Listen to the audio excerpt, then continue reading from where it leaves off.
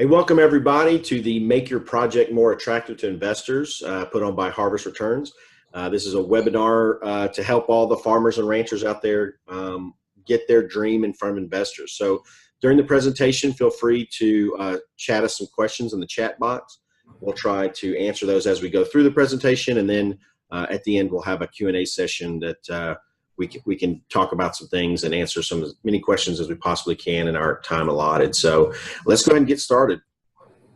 So my name is Austin Maness. I'm the COO of Harvest Returns, and you can kind of see some of my background there and some information about our company. I've been connected with the farming community since I was a young whippersnapper working with my grandparents on their hobby farm in North Alabama. And so I've always just had that affinity for those that work in the dirt and provide food and clothing and building materials. It's just something I've always enjoyed being a part of. So I got Allison Spence here today. Allison, say hey to everybody. Hey everyone, like Austin said, I'm Allison Spence. I'm the marketing manager for Harvest Returns. Educational background is in agricultural journalism and marketing. I've dabbled in a few things since then, but I realized that agriculture is really what I'm passionate about. Like Austin, I have a little bit of an agricultural background. So for now, it's really nice getting to talk to farmers and ranchers on a daily basis. Absolutely. So when we talk to farmers, they're typically on that debt column. Wouldn't you agree, Allison? Yeah, definitely. Most of the farmers that I talk with, the only way that they've ever had capital for their farm is through a traditional bank loan. And with that comes a lot for the farmer. Most of them are putting up their house for collateral. They have high interest rates. Eventually, they're going to have to pay off that debt, or they're going to have to refinance the loan. And all of this risk is put on the farmer. Like I said, their house is up for collateral, and that's just a lot of pressure going the debt route. Absolutely. And so we offer that second column, that equity route, bringing in passive investors. So what does passive mean? A passive investor is someone that is providing capital for a return. They are not involved in the voting of how your operation runs. They're not telling you which fertilizer to use or which operation to buy your cattle or goats or hogs from. They are passive. They are there to provide that resource of funds and take a chunk of your profits. Those profits are kind of like the cost. So while you would pay an interest rate to the bank for that loan, you're going to owe those investors some share of your profits. What does that weigh out? You know, in the debt situation, you got to pay that off or refinance, like Allison said. On the equity side, you've got to get those investors out of there. They are there to invest, make some money, and then get out. And so you want to understand what that looks like. The risk on the equity side is a little bit different, whereas you're sharing a lot of the risk of the operation to the investors, as opposed to it all being placed on the farmer or rancher. It's shared across the investors. So if something catastrophic happens and you need to reset and kind of buy more of this or fix something that's broken, that investor understands that there's risks with every investment, and so that you won't have people coming and hunting you down and foreclosing on property because something didn't go right that year. So a little bit difference in those two, and so it's good to understand what your options are. So what do investors want? Talk to farmers. Like I said, we're in front of them at trade shows. Allison's talking to them online or on the phone. And, you know, I'm sure you'd agree, Allison, this is the question we always get. What do investors want? Yes, definitely. So when you're trying to answer that question, you got to kind of think of it psychologically. You know, three of these categories, the low risk, the tax benefits, the returns, that investor is looking at something, trying to make a choice about it, and they are using their brain, their analytical numbers brain, to say, does this make sense? So that's the first way you're going to get investors' attention is, do the numbers make sense? And then something else has got to happen there. So it's got to make sense. But, you know, Allison, talk to us about this connection. Yeah, so there's a really big trend in investing right now called socially responsible investing, where these investors are looking to have a personal connection with what they're investing in. And agriculture is a really great example of this. When people invest in agriculture, they're getting to help keep family farmers farming. They're helping feed the world, keep the clothes on people's backs. So investing in agriculture is really making them feel good about what they're doing and where they're giving their money. Yeah, and it's one of those, you got to engage the brain and you got to gauge the heart. Sometimes the brain tells the heart what it wants. Sometimes the heart tells the brain what it wants. So that's, it's a perfect example, that connection there. So you got to get started somewhere. And so, Allison, again, you're talking to these farmers. Where are they on this sequence here? Most of the farmers that I talk to, when they come to me with their idea, they have the dream. They've got the plan, what they're going to grow, how they're going to grow it, or what they're going to produce. Insert the dream there. But they also have the numbers. So they sat down and thought about how much money this is going to make them for so many years. So our next step in the process is I say, okay, well, let's see your business plan and financial projections. And that's when farmers start to get a little bit uncomfortable and they start to ask a lot of questions, because this is maybe something that they necessarily haven't done before. Yeah, it makes sense, because a farmer's good at what they're doing. They're growing crops, they're raising livestock, but there's probably not a lot of farmers that went to an MBA, degree and went to an accounting school. So some of those things that they need to have, they're just, it's not in their kit bag. So when you start to get in front of investors, you got to think about what's your legal structure. Are you operating if you're a family farm or a corporation, what is the structure there? What is beneficial to you? What is beneficial to investors? That business plan and those financial projections, that is how you communicate those dreams and those numbers to your investors. That is that document or set of documents that tells the investor, this is how my money is going to help you, and this is how my money is going to help me. So those two documents are very critical when talking to investors. And the biggest thing we always run into when going through this process with farmers and ranchers is you need to understand what the investor's exit is from the deal. Are they staying in the deal for 30, 40 years? You are going to pass your farm to your children, and those investors are going to pass their holdings in your farm to their grandchildren. That is sometimes the exit. Sometimes the exit's 3, 4 years. Sometimes it's 10, 20 years. But that exit needs to be defined. And that's one of the critical things that when we deal with farmers and ranchers, sometimes that's skipped over. And so it's a very important piece of the process.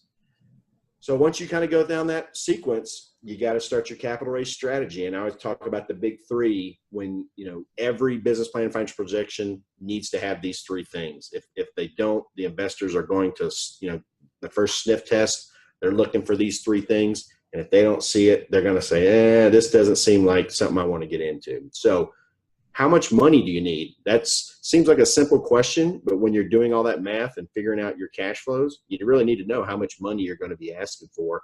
And you want to translate that to investors to say, this is how I'm going to use your money to make you money and to make me profitable.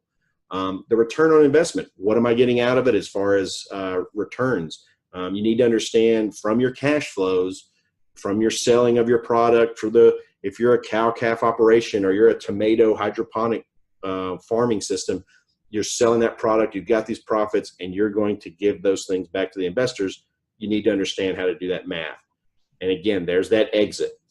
So the exit defines, again, how they're going to leave your operation. You're going to buy them out. You're going to provide enough profits that they get their principal back. So when we're talking about return on investment and IRR, that internal rate of return, those are kind of separate things. And so here we've got some kind of accounting and financial terms that not everyone may be familiar with. Your internal rate of return is different from your annual returns on investment. So let's say an operation puts out a 10% annual return. Well, I'm getting that 10% every year, but that's not what the IRR is. The IRR takes into account the time that I'm in the investment, other things like, well, if my money wasn't in this investment, where would it be and how could it make me money? So that is a calculation. And so most, if you're into Excel spreadsheets, it'll do that for you. But that is something that we would definitely help you out with as you start to work with your numbers. That's something a company like Harvest Returns could help you out with. But so could your CPA. So that's definitely someone you'd want to bounce that off of. The offering documents. These things are exactly the same whether you are doing a hotel, whether you're doing a restaurant, or whether you're raising cattle.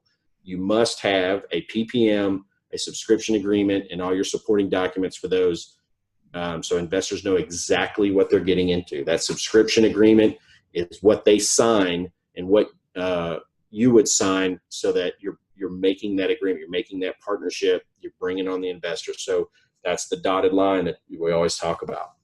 So very important stuff. And then there's the promotion. And Allison, this is her bread and butter. Allison, tell us what that promotion is all about. Yeah, so the promotion, at least for me, is the exciting part. But most of the promotion actually gets to start with the farmer or rancher. We highly suggest reach out to your personal contact list. These are the people that know you well. They're going to want you to succeed with your capital raise. So go ahead and reach out to those who may be interested in what you're doing, because most of the time they're going to want to help you out, and they get a little bit off of it too. But on the other side of it, for what someone else can do or you could possibly do yourself, there's a lot of fun parts to promotion. So there's social media marketing, where you can advertise on Facebook, Twitter, LinkedIn, Instagram. There's email marketing, which I'm sure you're all familiar with, Google ads, which you see all the time, blogs, and content marketing.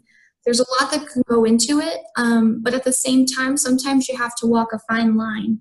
So depending upon the structuring of your offering, there's regulatory restrictions that can limit some of the promotion of the deal. So sometimes you have to be a little bit careful about what you put out. That makes total sense. There's always that regulatory requirement. So this is how you're going to get in trouble. So you need to understand how the laws work when you're doing private equity offerings. And again, no one's expecting you to be that securities attorney or that CPA. That is where you're going to reach out and lean on those professionals that can assist you to make sure that you're compliant in your offering. Harvest Returns as a platform, this is what we do for the benefit of the farmers and for the investors, to make sure that you're not going to get a knock on the door one day from the Securities and Exchange Commission and they ask, why did you promote your offering in this way, when that is a clear violation of the rules? So we all know that ignorance is not a get out of jail free card. So you need to understand what these things are, and you need to understand who to go to make sure that you're compliant. There's things out there that, they're changing every day. Whether you're on the web or whether you're just going door to door, there's certain rules about that, like Allison talked about. So again, these things are just something you got to be aware of, and you got to make sure you're compliant in. So again, what is this going to cost me? Another question we always get. So when you're talking about preparing that offering, that's a lot of legal documents. And so that means legal fees and lawyers and attorneys and folks like that that are going to have professional fees. So that's going to cost you some money to put that stuff together. Allison, what would a farmer expect to pay, doing a good marketing plan? Yeah, so really it comes down to money and time. All of those things I mentioned, the social media, the blogging, the Google ads, it's going to take a lot of time to figure out how to do those and do those well. And then on top of that, if you're going to do ads, that's going to cost money extra. So lots of time and money on the marketing side. That makes total sense. And, everybody's got loads of time, right? Well, when you're out there working in the dirt, yeah, you probably don't have a whole lot of time to sit around and do those, execute that marketing plan. So your money management, that is, we're talking about managing a capitalization table and making sure the investors get their specific down to the decimal point share of the profits.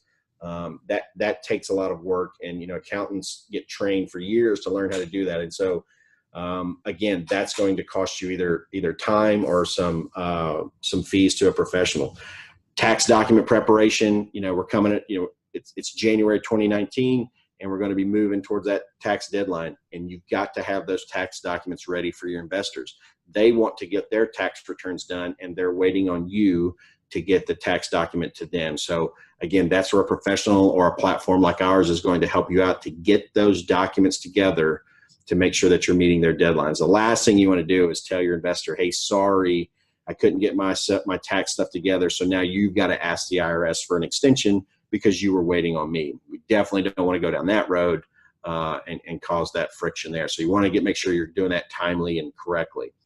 The technology use. If you're using a crowdfunding platform, which is a pretty new thing in the last few years, but it's definitely something that people are getting used to, that costs money too. You got software costs, and computer tech gals are working on this stuff. So you got to, they got to pay that fee. And so when you look at all these things, these 5 things, bullets up here, there is going to be a cost to you to raise money. You got to spend money to make money. We all heard that.